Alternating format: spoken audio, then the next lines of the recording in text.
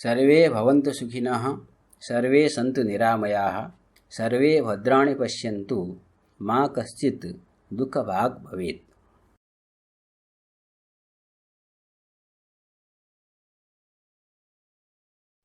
चलिए हम लोग आरंभ करते हैं। तो हम लोग चर्चा कर रहे थे पदार्थों के बारे में। हम लोगों ने मंगलवाद की चर्चा कर ली, ईश्वर सिद्धि की चर्चा कर ली। अब हम पदार्थों का विवेचन आरंभ करते हैं। सामान्य रूप से हमने पिछले कक्षा में इसकी चर्चा कर ली है। द्रव्यम गुणस्तथा कर्म सामान्यम सविशेषकम समवाय तथा भाव पदार्थः सप्तकीर्तितः। इसका अर्थ आप समझते हैं, हम लोग इसकी व्याख्या कर चुके हैं। ये केवल यहाँ पर गणना की गई है। तो हम थोड़ा लक्षण बनाते हैं। पदार्थ शब्द का क्या अर्थ है, पदार्थ का लक्षण क्या बनेगा। तो पदस्य अर्थ पदार्थ, ये व्युत्पत्ति है। तो पदस्य अर्थ पदार्थ, ये व्युत्पत्ति जब हम करते हैं, पदजन्य प्रतीति विषयत्वम पदार्थ से लक्षणम, ये पदार्थ का लक्षण पर हम विचार करते हैं। पदजन्य प्रतीति विषयत्वम, पद से उत्पन्न होने वाली जो प्रतीति, पद से जन्य जो प्रतीति, कार्य से प्रतीति का जो विषय है उसको हम पदार्थ कहते हैं। जैसे पद से कोई हम उदाहरण लेते हैं, पद से हमने कोई भी पद लिया, प्रसिद्ध हमारा उदाहरण है घट का। घट पद हमने लिया घटः, तो किसी ने घट इस पद का उच्चारण किया, तो घट पद के उच्चारण करने से श्रोता को एक प्रतीति उत्पन्न होती है, ज्ञान उत्पन्न होता है। प्रतीति शब्द का अर्थ करना है ज्ञान। तो पद से उत्पन्न होने वाली जो प्रतीति, पद का उच्चारण किया वक्ता ने, श्रोता को पद को सुन करके जो प्रतीति उत्पन्न होती है, जो ज्ञान उत्पन्न होता है, तो घट पद के श्रवण करने से जो ज्ञान उत्पन्न होता है, तो घट का ज्ञान उत्पन्न होता है। तो पदजन्य प्रतीति, पद हुआ घट पद, घट पद से उत्पन्न होने वाली प्रतीति घट प्रतीति, घट का ज्ञान। तार से ज्ञान का जो विषय है वो घट है, जिसका ज्ञान होता है उसको हम विषय कहते हैं। तो जिसकी प्रतीति होती है उसको हम विषय कहते हैं। यद विषयकम ज्ञानम स विषयः। तो घट विषय की यहाँ पर ज्ञान हो रहा है, उस प्रतीति का विषय हो गया घट, तो घट पदार्थ हो गया। इस प्रकार से दुनिया में जितने भी वस्तुएं हैं उन सबको बताने के लिए कोई न कोई नाम है, कोई न कोई पद के द्वारा उनकी प्रतीति होती है। अतः पदजन्य प्रतीति विषयत्व सारे पदार्थों में, न्याय वैशेषिक की भाषा में कहेंगे तो सप्त पदार्थों में, सातों पदार्थों में पदजन्य प्रतीति विषयत्व विद्यमान होने के कारण लक्षण समन्वय हो जाता है। इसी को किसी टीकाकारों ने जो लिखा है, अविधेयत्वम पदार्थ से लक्षणम, इस प्रकार की व्याख्या वहां पर की गई है। तो इन दोनों लक्षणों में पदजन्य प्रतीति विषयत्वम कहना और अविधेयत्वम कहना विशेषतः कोई अंतर नहीं है, शब्दों का अंतर है। तात्पर्य एक ही है। अविधेय किसको कहते हैं? जो अभिधा का विषय हो उसको अविधेय कहते हैं। अभिधा का जो विषय होता है उसको अविधेय कहा जाता है। अभिधा किसको कहते हैं? अभिधा माने शक्ति, पद और पदार्थ का जो संबंध है। जैसे किसी ने घट पद का उच्चारण किया, घट पद के उच्चारण सुनने के अनंतर घट रूप अर्थ की जो उपस्थिति होती है, घट रूप अर्थ का जो स्मरण होता है, जो बोध होता है, जो प्रतीति होती है, किसको होती है? सबको होती है क्या? नहीं होती है। जो पहले से जानते हैं कि घट पद का यह अर्थ है, घट पद का अर्थ होता है घड़ा, इस प्रकार से घट पद और घट जो पदार्थ है उन दोनों के बीच में जो संबंध है, शक्ति, अभिधा, उस अभिधा को जो जानते हैं उन्हीं को घट पद के श्रवण करने से घट रूप पदार्थ की उपस्थिति होती है। जो घट शब्द को कभी सुना ही नहीं है, पहली बार सुन करके उसको प्रतीति नहीं होती है। अतः पद और पद के द्वारा प्रतीति होने के लिए हमको शक्ति ज्ञान होना आवश्यक है। इसकी चर्चा हम शब्द खंड में विशेष रूप से करेंगे। अतः अभिधा अर्थ शब्द का अर्थ होता है शक्ति। तो जो अभिधा का विषय हो वो अभिधेय होता है। तो अभिधा का विषय कौन होता है? जो पद का अर्थ होता है। शक्ति, पद और अर्थ, घट पद की शक्ति, घट पद और घट पदार्थ दोनों में शक्ति है, दोनों में अभिधा है। तो अभिधा का जो विषय होगा उसको हम पदार्थ कहते हैं। इसका सीधा सीधा तात्पर्य है, अभिधा का विषय वही होता है जिसका पद के द्वारा जिसकी प्रतीति होती है। तो पदजन्य प्रतीति विषयत्वम पदार्थ से लक्षण, ये भी हमको मिलता है। अविधेयत्वम पदार्थ से लक्षण, ये भी हम कह सकते हैं। ये दोनों लक्षण का लाभ पदस्य अर्थ पदार्थ इस व्युत्पत्ति के द्वारा हमको हो जाता है। तो ये हमने लक्षण की चर्चा की। अब हम आगे बढ़ते हैं। आगे जिसकी हम चर्चा पिछले कक्षा में कर चुके हैं कि जो मुक्तावली जो मूल ग्रंथ है, अत्र सप्तम से अभावत्व कथनादेव षण्णाम भावत्वं प्राप्तम तेन भावत्वेन पृथक उपन्यासो न कृतः। सप्तम को अभाव कहने से 6 में भावत्व प्राप्त हो गया, क्योंकि कुछ कुछ ग्रंथों में भाव अभाव इस प्रकार से व्याख्या करने की परंपरा थी। तो इसकी चर्चा हम पिछले कक्षा में कर चुके हैं। एते पदार्थ वैशेषिक नए प्रसिद्धा, ये भी हमने चर्चा कर ली है। नैयायिका नाम अभी अविरुद्धा, ये जो वैशेषिकों का पदार्थ है द्रव्य गुण आदि पदार्थ, नैयायिकों का भी इन पदार्थों के साथ कोई विरोध नहीं है। अतः न्याय शास्त्र और वैशेषिक शास्त्र, न्याय दर्शन और वैशेषिक दर्शन, ये समान तंत्र कहे जाते हैं। इन दोनों में कुछ ऐसे विषय हैं जिनमें सामान्य मतभेद होने पर भी अधिकतर विषयों में मतभेद नहीं होता। ठीक है, तो आपके पास क्या प्रमाण है कि ये जो वैशेषिकों का जो पदार्थ है उन पदार्थों के साथ नैयायिकों का कोई विरोध नहीं है? तो उसके लिए उन्होंने कहा कि प्रतिपादितम चैवमेव भाष्य, भाष्यकार ने इस बात को कहा है। तो मैंने इसका उदाहरण आपको यहाँ भाष्यकार ने जो कहा है उस पंक्ति को मैंने आपके सामने रखा। तो यहाँ तक चर्चा हम पिछले कक्षा में किए थे। अब आगे बढ़ते हैं हम लोग। अतएव उपमान चिंता मणो सप्त पदार्थ भिन्नतया शक्ति सादृश्यादीनाम अतिरिक्त पदार्थत्वम आशंकितम, मूल ग्रंथ मुक्तावली ग्रंथ है। अभी सिद्ध क्या करना चाहते हैं कि पदार्थ साथी हैं, और नैयायिकों का भी नैयायिकों को इन पदार्थों से कोई विरोध नहीं है। भाष्यकार का वचन इन्होंने प्रमाण के रूप में उपस्थापन किया। किंतु यहाँ पर कोई प्रश्न पूछ सकता है, भाष्यकार ठीक है वो प्राचीन आचार्य हैं, लेकिन न्याय की परंपरा में नब्बियों का भी बहुत बड़ा योगदान है। तो अभी नब्बे मत प्रबल है, तो क्या नब्बे नैयायिक भी इस बात से सहमत हैं कि साथी पदार्थ होते हैं? 16 पदार्थों का 7 पदार्थ में अंतर्भाव हो जाता है, अथवा 7 पदार्थ वैशेषिकोक्त जो सप्त पदार्थ के साथ 90 नैयायिकों का भी विरोध नहीं है। इसके विषय में आपके पास कोई प्रमाण है क्या? इस प्रकार की आशंका को उन्होंने ध्यान में रख करके उत्तर दिया। अतएव मतलब जो 90 नैयायिक है, जो पश्चात बाद के जो नैयायिक है चिंतामणिकार आदि, तो यहाँ चिंतामणि को उन्होंने उपमान के रूप में उपस्थापन किया है। इसलिए क्योंकि अतएव अर्थात जो सप्त पदार्थ है वैशेषिकों का, उनके साथ नैयायिकों का कोई विरोध नहीं है। अतएव इसलिए उपमान चिंतामणो, उपमान चिंतामणो का अर्थ हो गया चिंतामणि ग्रंथ का जो उपमान खंड है। तत्व चिंतामणि ग्रंथ हमने चर्चा की है शुरू में प्रथम पाठ में।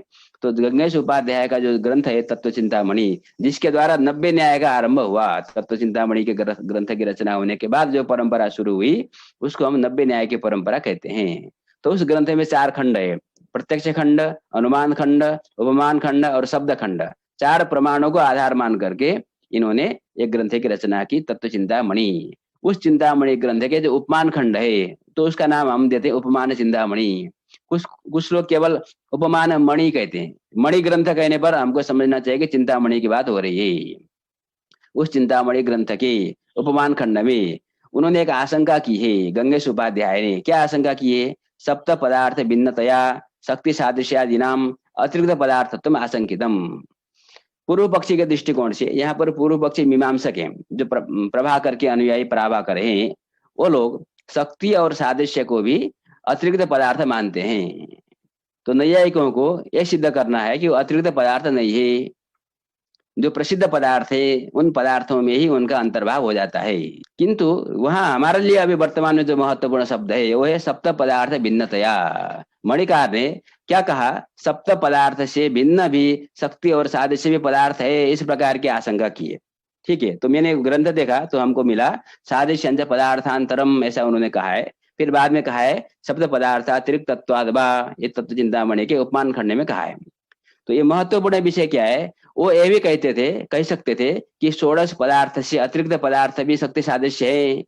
तो आपने 16 पदार्थ क्यों कहा? ये प्रश्न उन्होंने नहीं उठाया। उन्होंने क्या उठाया कि सप्त पदार्थ से अतिरिक्त पदार्थ शक्ति सादृश्य विद्यमान है, उनको क्यों नहीं कहा? इस प्रकार की आशंका करके फिर बाद में उनका निराकरण किया है। इससे क्या सिद्ध होता है कि जो 90 नैयायिक हैं, मणिकार विशेषतः जो मूर्धन्य 90 नैयायिकों के जो मूर्धन्य है, उन्होंने भी अपने ग्रंथों में पदार्थत्वेन सप्त पदार्थों को ही स्वीकृत किया है। अतः आशंका करते समय में वो सप्त पदार्थ भिन्नत्वेन अन्य पदार्थ है कि नहीं, इस प्रकार की आशंका को उठाते हैं।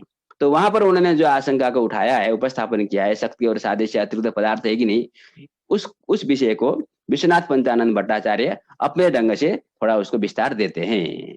तो हम विचार करते हैं शक्ति और सादृश्य अतिरिक्त पदार्थ है कि नहीं, प्रसंगात इसके यहाँ पर चर्चा हो रही है। तो अभी विश्वनाथ पंचानंद भट्टाचार्य क्या बोल रहे हैं मुक्तावलीकार? ननु, तो ननु का अर्थ आपने समझ लिया। ननु से जब ग्रंथ आरंभ होता है तो प्रश्न हो रहा है, यहाँ पर पूर्व पक्षी यहाँ पर उपस्थापन कर रहा है अपना पक्ष। क्या बोल रहा है? ननु कथम एत एव पदार्थः, एत एव पदार्थ इति कथम, आपने जो गिनाया द्रव्यम गुण तथा कर्म सामान्यम से विशेषकम समवाय तथा भाव पदार्थ सप्त कीर्तिता, ऐसा कहे करके आपने पदार्थों का प्रतिपादन किया, किंतु साथ ही पदार्थ का प्रतिपादन आपने किया। कथम एत एव पदार्थ, इतने ही पदार्थ क्यों है? क्योंकि बाकी भी पदार्थ हैं। शक्ति सादृश्यादि नाम अतिरिक्त पदार्थत्वात्, शक्ति सादृश्यादि भी अतिरिक्त पदार्थ विद्यमान है। तो गणना करते समय में पदार्थों का जब आप उद्देश्य कर रहे हैं, पदार्थों का जब नाम गिना रहे हैं, उस समय में आपको शक्ति और सादृश्य भी अतिरिक्त पदार्थ हैं, तो उनकी भी गणना करनी चाहिए। ये पूर्व पक्षियों का ये आशंका है, पूर्व पक्ष है। ठीक है, तो इस पूर्व पक्ष पर हम थोड़ा विचार करते हैं। तो ये भी मूल ग्रंथ है तथा ही, तो उन्होंने युक्ति दिए। अब हमको प्रश्न पूछना है, अब इन दोनों पंक्तियों के बीच में हमको सामंजस्य बिठाना है। तो यहाँ पर प्रश्न पूछिए। क्या प्रश्न पूछिए? देखिए, हम तो साथी पदार्थ मानते हैं। आप यदि कहते हैं कि शक्ति सादृश्य भी अतिरिक्त पदार्थ है, तो पहले आपको सिद्ध करना पड़ेगा कि शक्ति पदार्थ है, सादृश्य पदार्थ है, सिद्ध करना पड़ेगा। ठीक है, इस प्रकार की का ये प्रश्न यहाँ पर उपस्थापित हो सकता है।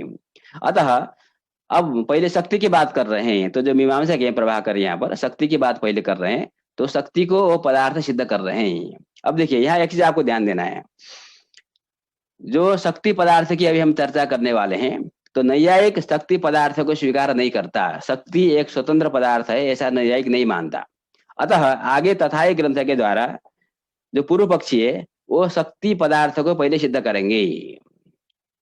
ठीक, तो ये हम पहले शक्ति पदार्थ को सिद्ध करने जा रहे हैं। आगे हम जो कहने वाले हैं हम थोड़ा बाद में कहेंगे। तो पंक्ति पढ़ लेते हैं पहले।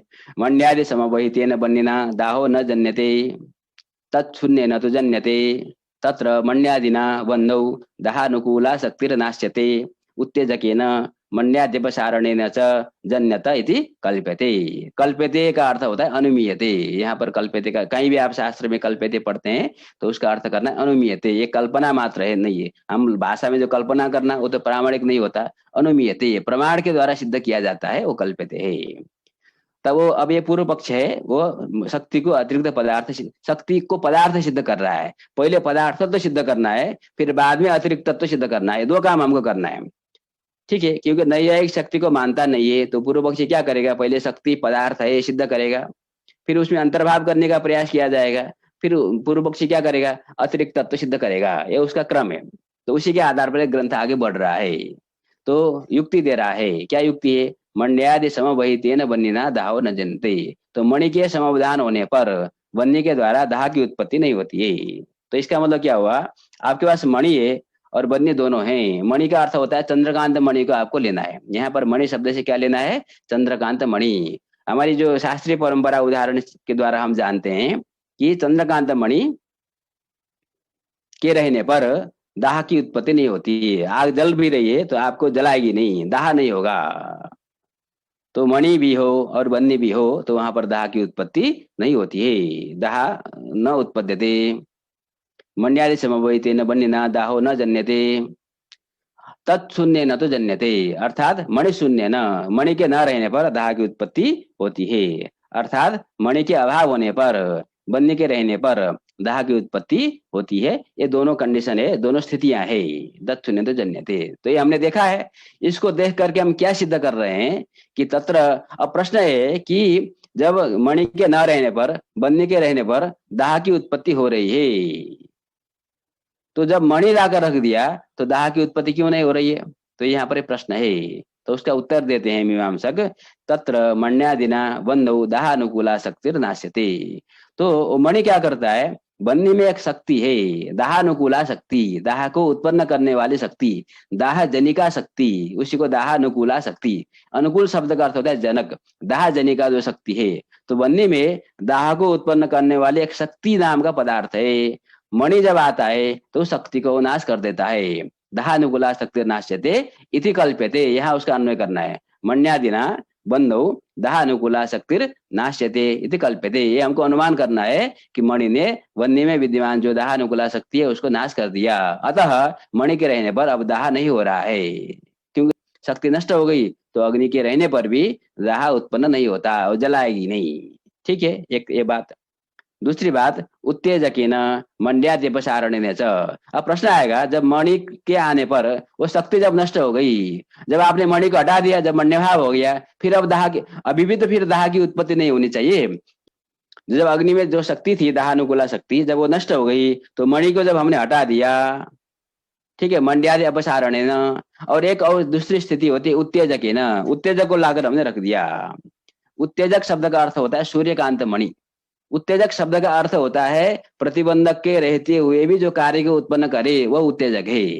तो यहाँ पर एक मणि है सूर्यकांत मणि। तो सूर्यकांत मणि क्या करता है, यदि आपके पास मणि है, मणि शब्द का अर्थ हमको लेना है चंद्रकांत मणि, और बन्नी भी है, और उसमें हमने सूर्यकांत मणि को भी लाकर रख दिया, तो वहां पुनः दाह की उत्पत्ति हो जाती है। तो जो प्रतिबंधक है, दाह को जो रोक रहा था मणि, उसके रहते हुए भी सूर्यकांत मणि ने दाह को उत्पन्न करा दिया, इसलिए इसको हम कहते हैं उत्तेजक। प्रतिबंधक के रहते हुए भी जो कार्य को उत्पन्न करता है, प्रतिबंधक सत्व कार्य जनकत्वम उत्तेजक लक्षणम। प्रतिबंधक के रहते हुए जो कार्य को उत्पन्न करता है उसको हम उत्तेजक कहते हैं। ठीक है, तो सूर्यकांत मणि उत्तेजक है। तो उत्तेजकेन मंड्यादि अपसारणेन च जन्यते इति कल्पते। स्थिति हमारी क्या बन रही है, वो है चंद्रकांत मणि विद्यमान है तो अग्नि के द्वारा दाह की उत्पत्ति नहीं हो रही है। यदि हम चंद्रकांत मणि को हटा देते हैं अथवा सूर्यकांत मणि को लाकर रखते हैं, दोनों स्थितियों में दाह की उत्पत्ति होती है। इन दोनों स्थितियों को देख करके मीमांसकों ने, पूर्व पक्षी ने क्या कहा कि देखिए कि मणि ने क्या किया कि दाह में, अग्नि में एक शक्ति है दाहानुकूला शक्ति, उस शक्ति को उसने नष्ट कर दिया। और मणि को हटाने पर, अथवा उत्तेजक सूर्यकांत मणि, उत्तेजक उसको कहते हैं जिसके आने पर प्रतिबंधक के रहते हुए भी कार्य उत्पन्न होता है। प्रतिबंधक सत्व कार्य जनकत्वम, प्रतिबंधक के रहते हुए जो कार्य को उत्पन्न कराए उसको उत्तेजक कहते हैं। अतः उसने उत्तेजक के लाने पर अथवा मणि को हटाने पर, मंड्यादि अपसारणेन, मणि को हटाने पर तो क्या हो जाता है कि अग्नि में जो दाहानुकूला शक्ति है पुनः उत्पन्न हो जाती है। इन स्थितियों से सिद्ध क्या हुआ, सिद्ध यह हुआ कि अग्नि में एक दाहानुकूला शक्ति है तभी ना मणि ने शक्ति का नाश किया। यदि शक्ति है ही नहीं तो बिना शक्ति के मणि किसको नष्ट करेगा। तो अग्नि में एक शक्ति है जो जिसको मणि नष्ट कर रहा है, और मणि को हटाने पर अथवा उत्तेजक को लाने पर पुनः वो शक्ति उत्पन्न हो रही है। तो जो नष्ट विनष्ट हो रही है, जो उत्पन्न हो रही है विनष्ट हो रही है, वो शक्ति है। उस शक्ति को, सत्ता को, उस शक्ति के सत्ता को आपको स्वीकार करना चाहिए। ठीक है, उत्तेजकेन मन्यादि अपसारणेन च जन्यते इति कल्प्यते। तो यथावता इस ग्रंथ से, यहाँ तक ग्रंथ से क्या सिद्ध हुआ, शक्ति नाम का पदार्थ है सिद्ध हुआ। तो न्यायी कह सकता है कोई बात नहीं, आपने शक्ति को सिद्ध कर दिया, ठीक है, अग्नि मणि जो है शक्ति को नष्ट करता है, फिर मणि को हटाने पर शक्ति की उत्पत्ति होती है। तो जो चीज उत्पन्न हो रहा है, नष्ट हो रहा है, उसकी सत्ता को स्वीकार करना आवश्यक है। ऐसा कथनचित मान भी ले तो क्या करेगा कि चलो हम 7 जो प्रसिद्ध पदार्थ है, द्रव्य गुण कर्म सामान्य विशेष समवाय अभाव, उनमें से ही इनका हम अंतर्भाव कर देंगे। तो अंतर्भाव कर देंगे तो 7 ही पदार्थ हुआ, अतिरिक्त पदार्थ तो नहीं हुआ। पदार्थ सिद्ध हुआ, अतिरिक्त तत्व कहाँ सिद्ध हुआ, ये प्रश्न बनेगा। तो हम लोग अपनी तरफ से प्रयास करते हैं। तो कुछ अनुमान हम बनाते हैं। शक्ति ही द्रव्य गुण कर्म भिन्ना गुण वृत्तित्वात्, ये देखो अनुमान है। शक्ति जो है द्रव्य गुण अथवा कर्म में हम शक्ति का अंतर्भाव नहीं कर सकते। शक्ति द्रव्य भी नहीं है, गुण भी नहीं है, कर्म भी नहीं है, द्रव्य गुण कर्म से भिन्न है। ठीक है, हम 3 अलग अलग अनुमान भी बना सकते हैं। शक्ति द्रव्य भिन्ना द्रव्यानंतर भूता, इस तरह से हम साध्य का स्वरूप बना सकते हैं। ये तो हमने दिया गुण वृत्तित्वात्, यत्र यत्र गुण वृत्तित्वम तत्र तत्र द्रव्य गुण कर्म भिन्नत्वम। अब देखिए इसको समझते हैं। गुण में जो रहता है, ठीक है, जो प्रभाकरानुयायी हैं, वो जो शक्ति को स्वीकार करते हैं, उनका कहना क्या है, वो केवल अग्नि में दाहानुकूला शक्ति स्वीकार करते हैं ऐसी बात नहीं है। वो संपूर्ण कारण में कार्य को उत्पन्न करने वाली शक्ति होती है ऐसा स्वीकार करते हैं। कारण में कार्यानुकूला शक्ति होती है, तो शक्ति नाम का एक पदार्थ है, उसको स्वीकार करते हैं। इसके आधार पर गुण भी कदाचित कार्य अथवा कारण बनता है। तो गुण जब कारण बन रहा है तो उसमें कार्य को उत्पन्न करने वाली शक्ति है, ऐसा हमको मानना चाहिए, ऐसा वो मानते हैं। अतः शक्ति गुण में भी विद्यमान होती है, गुण वृत्ति है, गुण में रहती है शक्ति। और जो गुण में रहता है वो द्रव्य भी नहीं हो सकता, गुण भी नहीं हो सकता, कर्म भी नहीं हो सकता। न्याय सिद्धांत क्या कहता है कि गुण द्रव्य में रहता है, द्रव्य गुण में नहीं रहता, और गुण में गुण भी नहीं रहता, और कर्म में भी गुण नहीं रहता। ठीक है, तो गुण में न तो द्रव्य रह सकता है, गुण में न तो गुण रह सकता है, गुण में न तो कर्म रह सकता है। गुण वृत्तित्व न तो द्रव्य में है, गुण वृत्तित्व न तो गुण में है, गुण वृत्तित्व न तो कर्म में है। ये तीनों में गुण वृत्तित्व न होने के वजह से, और शक्ति जो है गुण में वृत्ति है, शक्ति जो पदार्थ है वो गुण वृत्ति है, तो शक्ति में गुण वृत्तित्व है, शक्ति गुण में विद्यमान है, धर्म है। किंतु द्रव्य गुण कर्म तीन पदार्थों में से कोई भी पदार्थ गुण में वृत्ति नहीं है, गुण में नहीं रहता। अतः शक्ति का अंतर्भाव हम द्रव्य गुण कर्म में नहीं कर सकते। ठीक है, अब कहते हैं चलो सामान्य विशेष समय अभाव में कहीं कर लेते हैं, तो उनमें भी नहीं किया जा सकता। शक्ति ही सामान्यादि भिन्ना, जो शक्ति है वो सामान्य आदि से भिन्न है। सामान्य आदि से चारों को लेना है, सामान्य विशेष समय और अभाव, इन चारों से भिन्ना शक्ति है। क्यों, क्या प्रमाण है? तो उत्पत्ति मत्व सति विनाशित्वात्, इनमें उत्पत्ति मत्व है और विनाशित्व भी है। उत्पत्ति मत्व सति विनाशित्वात्, उत्पत्ति में अब देखिए शक्ति की उत्पत्ति होती है और शक्ति का विनाश भी होता है। आपने पढ़ा इसको, हम लोगों ने अभी सिद्ध ही हुआ कि मणि के लाने पर शक्ति का नाश हो जाता है, मणि को हटाने पर पुनः शक्ति उत्पन्न होती है। तो उत्पत्ति मत्व सति विनाशित्व इसमें आ जाता है। अब बाकी चार पदार्थ देखिए, जो सामान्य है, सामान्य नित्य है, तो नित्य होने का मतलब उसकी उत्पत्ति विनाश दोनों नहीं होती है। विशेष भी नित्य पदार्थ है, विशेष उत्पन्न भी नहीं होता, विनष्ट भी नहीं होता। और समवाय भी नित्य पदार्थ है, तो समवाय की भी उत्पत्ति नहीं होती है, विनाश नहीं होता। ठीक है, तो उत्पत्ति मत्व से विनाशित्व जो हेतु है न तो सामान्य में है, न विशेष में, न समवाय में है। चलो अभाव में डाल देते हैं, तो अभाव में नहीं डाल सकते। अभाव भी उत्पत्ति, अभाव चार है आपके, प्रागभाव, प्रध्वंसाभाव, अत्यंताभाव और अनन्याभाव। इन चार अभावों में से जो अत्यंताभाव और अनन्याभाव है, ये दोनों अभाव नित्य हैं, तो ये भी, इनमें भी उत्पत्ति मत्व और विनाशित्व नहीं आता। बाकी दो अभाव बचे, प्राग भाव और प्रध्वंसाभाव। जो प्राग भाव होता है वो केवल नष्ट होता है, कभी उत्पन्न नहीं होता। तो प्राग भाव, उसका विनाशित्व है प्राग भाव में, लेकिन उत्पत्ति मत्व से विनाशित्व नहीं है। और जो प्रध्वंसा भाव है वो उत्पन्न तो होता है किंतु वो विनष्ट नहीं होता, उसमें उत्पत्ति मत्व है किंतु विनाशित्व नहीं है। तो उत्पत्ति मत्व से विनाशित्व ये जो हेतु है वो शक्ति में तो विद्यमान है, सामान्य विशेष समवाय अभाव इन चारों में विद्यमान नहीं है। अतः शक्ति का अंतर्भाव हम सामान्य विशेष समवाय और अभाव में भी नहीं कर सकते। ठीक है, तो यथावता ग्रंथकार ने शक्ति को पदार्थ सिद्ध किया और इन युक्तियों के द्वारा शक्ति में अतिरिक्त तत्व सिद्ध हो गया, तो शक्ति अतिरिक्त पदार्थ है। ठीक है, तो शक्ति में अतिरिक्त पदार्थ तो हमने सिद्ध कर दिया पूर्व पक्षी के दृष्टिकोण से। अब आगे बात करने जा रहे हैं सादृश्य की। एवं सादृश्य में भी अतिरिक्त पदार्थ, सादृश्य भी अतिरिक्त पदार्थ है। तद्धि न षट्सु भावेषु अंतर्भवति सामान्य भी सत्वात् यथा गोत्वम नित्यम तथा अश्वत्थम अपीति सादृश्य प्रतीते ही नापि अभावे सत्वेन प्रतीयमानत्वात्। अब देखिए यहाँ पर जो हम बताने जा रहे हैं आपको कि सादृश्य भी अतिरिक्त पदार्थ है। ठीक, अब यहाँ जो मैं शुरू में बता रहा था, मैं उस समय आपको बताया नहीं। यहाँ पर ग्रंथकार क्या कर रहे हैं, ग्रंथकार ने शक्ति में अतिरिक्त तत्व, शक्ति में पदार्थ तत्व सिद्ध किया कि शक्ति भी पदार्थ है, और हमने उसमें अतिरिक्त तत्व सिद्ध किया। किंतु जब सादृश्य की बात आ रही है तो ग्रंथकार सिद्ध नहीं कर रहे हैं कि सादृश्य भी पदार्थ है, तो उसको सिद्ध करने के लिए प्रयास करना चाहिए ना, सादृश्य पदार्थ है, उसकी बात नहीं कर रहे हैं। वो क्या कर रहे हैं, अतिरिक्त पदार्थ है, उसमें अतिरिक्त तत्व सिद्ध कर रहे हैं।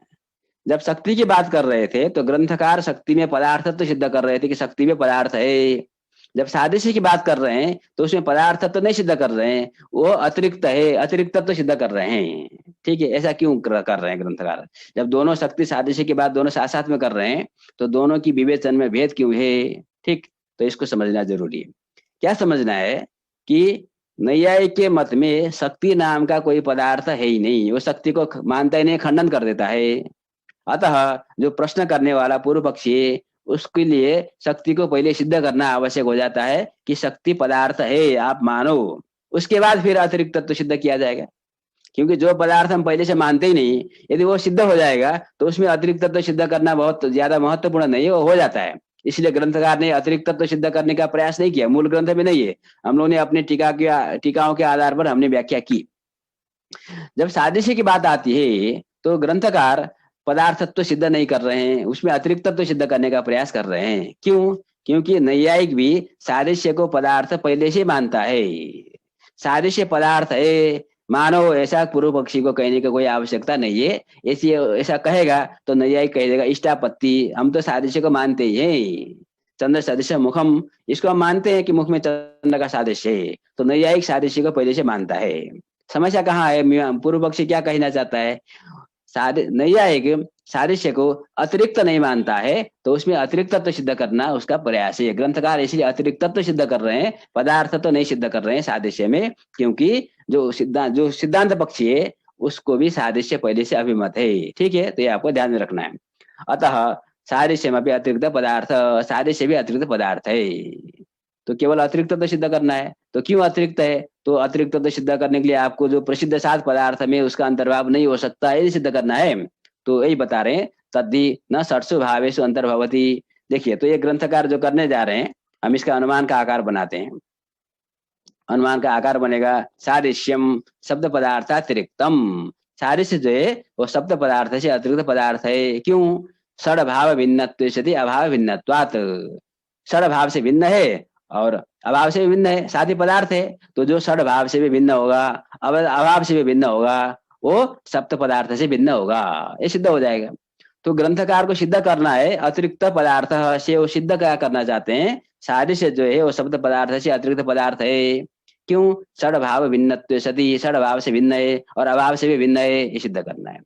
किंतु जब हम पक्ष में साध्य को सिद्ध करना चाहते हैं, शब्द पदार्थ अतिरिक्त तत्व साध्य है, इसको जब हम सिद्ध करना चाहते हैं तो पहले हेतु को पक्ष में सिद्ध होना आवश्यक है। हेतु हमारा क्या है? हेतु में दो भाग है, एक है षडभाव भिन्नत्वम, दूसरा है अभाव भिन्नत्वम। तो जब सादृश्य में षडभाव भिन्नत्व और अभाव भिन्नत्व ये दोनों सिद्ध हो जाएगा, तभी शब्द पदार्थ अतिरिक्त तत्व की सिद्धि होगी। ठीक, इसलिए तो क्योंकि हेतु पक्ष में सिद्ध नहीं होगा तो असिद्धि नाम का दोष हो जाता है, स्वरूपा सिद्धि हो जाती है। तो स्वरूपा सिद्धि नाम की दोष की यहाँ पर आशंका हो सकती है। अतः अब षडभाव भिन्नत्व भी सिद्ध करना है, अभाव भिन्नत्व भी सिद्ध करना है। तो इसलिए ग्रंथकार बोल रहे हैं तद्धि न षट्सु भावेषु अंतर्भवति। षड भावों में हम अंतर्भाव नहीं कर सकते। क्यों? सामान्य सत्वात्। ठीक है, इसको भी हम अनुमान बनाकर देखते हैं। सादृश्यम षडभाव भिन्नम, सादृश्य जो षडभाव पदार्थ से भिन्न है। क्यों? सामान्य सत्वात्, अर्थात सामान्य में भी है, बाकी जगत है ही है। सामान्य वृत्तित्व सति सामान्यतर वृत्तित्वात्, यह हमारा अनुमान है। अनुमान बहुत महत्वपूर्ण है, आपको समझ में आ रहा होगा। ठीक है, तो जो जिसको समझ में नहीं आ रहा है अनुमान का क्रम, आप लोग अनुमान का जो तर्क संग्रह का पाठ है उसको देख करके अच्छी तरह से समझ लीजिएगा। तो सादृश्यम षडभाव भिन्नम सामान्य वृत्तित्व सति सामान्यतर वृत्तित्वात् अभाववत्, ये हमने अनुमान बनाया।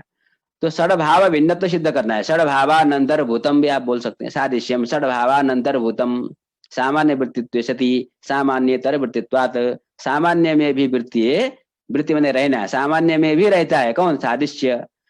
उसके लिए उदाहरण यहाँ पर दिया है मूल ग्रंथ में, यथा गोत्वम नित्यम तथा अश्वत्थम अपि नित्यम अश्वत्थम अपि इति सादृश्य प्रतीते, है ना। गोत्व और अश्वत्थ में सादृश्य की प्रतीति हो रही नहीं हो रही है। यथा गोत्व सदृशम अश्वत्वम, गोत्व सदृशम अश्वत्वम, गोत्व के सदृश अश्वत्व है। कैसे है? नित्यत्वात्, है ना, नित्यत्व रूप सादृश्य वहां पर विद्यमान है। गोत्व भी नित्य है, अश्वत्व भी नित्य है, क्योंकि गोत्व भी जाति है, अश्वत्व भी जाति है, तो जाति नित्य होती है, अतः दोनों में सादृश्य आ जाता है। तो ये सादृश्य की बात यहाँ पर हुई।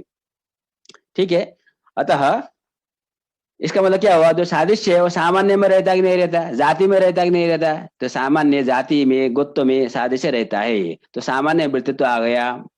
और सामान्यतर वृत्ति भी होना चाहिए, सामान्य से भिन्न में भी रहना चाहिए। तो सादृश्य सामान्य से भिन्न, चंद्र सदृश्य मुखम, मुख में भी सादृश्य रहता है। मुख तो द्रव्य है, मुख तो जाति नहीं है, तो सामान्यतर में वृत्ति है। ठीक है, तो हमारे अव्याप्ति देखिए, यत्र यत्र सामान्य वृत्तित्व सति सामान्यतर वृत्तित्वम तत्र तत्र षडभाव भिन्नत्वम। षडभाव में से सामान्य में कौन रहता है? देखिए, द्रव्य गुण कर्म ये तीनों सामान्य में नहीं रहते। सामान्य भी सामान्य में नहीं रहता, विशेष भी सामान्य में नहीं रहता। समवाय सामान्य में रह सकता है, घटत्व और घट का समवाय होता है, और अभाव सामान्य में रह सकता है। ठीक है, तो सामान्य वृत्तित्व सदी सामान्यतर वृत्तित्व, जो सामान्य में भी रहे और सामान्य से भिन्न में भी रहे, ठीक है, वो अभाव ही हो सकता है, समवाय भी नहीं हो सकता। समवाय को हम उसमें ले जाकर रख नहीं सकते, संयोग समवाय संबंध से नहीं रह सकते। उसके लिए परंपरा संबंध की हम कल्पना करना पड़ता है। अनियोगिता प्रतियोगिता आदि संबंध, अनियोगिता प्रतियोगिता आदि परंपरा संबंध की कल्पना करने पर तो कोई भी चीज जा सकता है। हमको प्रसिद्ध संबंध से यहाँ पर वृत्तित्व की चर्चा हम कर रहे हैं। ठीक है, तो सादृश्य षड्भाव से भिन्न है, क्योंकि सामान्य में भी रहता है और सामान्य से भिन्न में भी रहता है। जैसे अभाव है, अभाव घटत्व में भी अभाव रहेगा, घटत्व में कुछ ना कुछ रूपाभाव रसाभाव रहेगा, और अभाव घट में भी रहता है, सामान्य में भी रहता है और सामान्य से भिन्न में भी रहता है। तो यत्र यत्र सामान्य वृत्तित्व से सामान्यतर वृत्तित्वम तत्र तत्र षड्भाव भिन्नत्वम। तो 6 जो भाव पदार्थ होते हैं उनमें सादृश्य का अंतर्भाव नहीं हो सकता। ठीक है, ये हो गया सामान्य भी सत्वाद यथा गोत्तम नित्यम तथा अश्वत्थम अभी सादृश्य प्रतीते। चलो कोई बात नहीं, षड भाव में अंतर्भाव नहीं हो पाया, अभाव में अंतर्भाव कर देते हैं। तो कहते हैं अभाव नापि अभावे सत्वेन प्रतीयमानत्वात्, सत्वेन प्रतीयमान होने के कारण अभाव में भी हम अंतर्भाव नहीं कर सकते। सादृश्यम अभाव भिन्नम, सादृश्य जो अभाव से भिन्न है। कुतः सत्वेन प्रतीयमानत्वात्, सत अयम अस्ति अयम वर्तते इत्यादि सन सन सन ये जो प्रतीति के द्वारा सत्ता की, सत की प्रतीति होती है, घट सन घट अस्ति। अभाव की जो प्रतीति होती है वो घटो नास्ति के द्वारा अभाव की प्रतीति होती है। सत्वेन अभाव की प्रतीति नहीं होती है, असत्वेन अभाव की प्रतीति होती है। अतः सादृश्यम अस्ति, सादृश्य की हम अस्तित्व न प्रतीति करते हैं, सादृश्य की हम नास्तित्व न प्रतीति नहीं करते हैं, सत्व न प्रतीति करते हैं, असत्व न प्रतीति नहीं करते हैं। तो जो सत्य प्रतीयमान होता है वो अभाव से भिन्न होता है। यत्र यत्र सत्वेन प्रतीयमानत्वम तत्र तत्र अभाव भिन्नत्वम। तो सादृश्य में भी सत्वेन प्रतीयमानत्व विद्यमान होने के कारण अभाव भिन्नत्व सिद्ध हो गया। नापि अभावे सत्वेन प्रतीयमानत्वात्, ये हो गया। इति चेत, यहाँ तक पूर्व पक्ष है। तो पूर्व पक्ष ने यहाँ तक क्या सिद्ध किया कि शक्ति एक अतिरिक्त पदार्थ, शक्ति एक पदार्थ है और वो अतिरिक्त है। सादृश्य भी पदार्थ है, ये तो पहले से माना जा रहा है नैयायिकों के द्वारा भी। सादृश्य भी एक अतिरिक्त पदार्थ है, तो शक्ति भी एक अतिरिक्त पदार्थ है। तो शक्ति सादृश्य आदि अतिरिक्त पदार्थ के रहते हुए सप्तैव पदार्थ, ऐसा आपने प्रश्न क्यों किया, ऐसा आपने कहा क्यों, ये जो प्रश्न था ये हो गया आपका पूर्व पक्ष। ठीक है, तो इसका जो उत्तर होगा न, इसका उत्तर हम कल देंगे। आगे न करके उत्तर आएगा मन्याद्य भाव विशिष्ट बन्यादिर्दाधिकम प्रति स्वातंत्र्यण मन्य भावादिरेव हेतुम कल्पते। आगे उत्तर पक्ष से समाधान देने वाला है कि शक्ति अतिरिक्त पदार्थ नहीं है और सादृश्य भी अतिरिक्त पदार्थ नहीं है। तो हम यही रखते हैं।